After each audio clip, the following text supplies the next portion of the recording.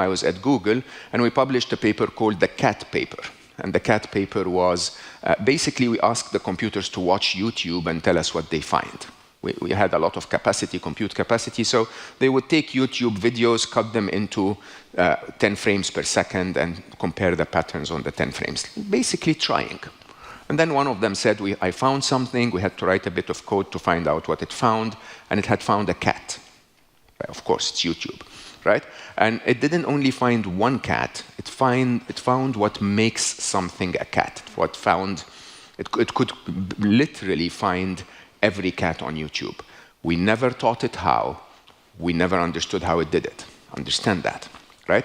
And the code that was written for a computer to find every cat on YouTube, if I had written it the traditional way, would have been probably 200 million lines of code, because I would have to find every possible interpretation of how a cat looks on YouTube and get the computer to see that, right?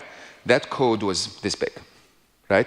But there was a lot of numbers and mathematics that we don't understand. Just like I can ask you a question and you'd give me a very intelligent answer, and I have no clue what happened inside your brain to get to that answer. This is where we are.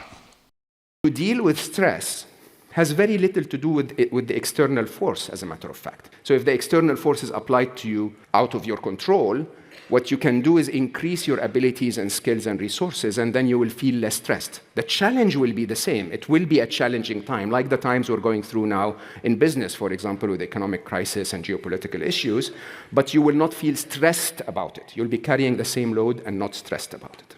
If you give the machine a task to, for example, merchandise your store, okay, it will absolutely, as it becomes more intelligent, it will look for possible threats in the future that might prevent it from merchandising the store. That will be analogous to fear, right?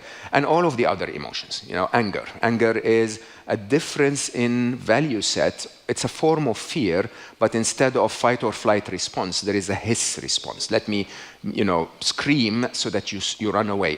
Instead of me running, flight or flight, I want you to run. That's anger, right? And yeah, once again, it is a sense of difference in value set combined with a sense of feeling unsafe around someone or something, some situation, leads to anger, right? And you can take all of them. You can take all of them, all emotions, perhaps other than love, can actually follow an algorithmic path.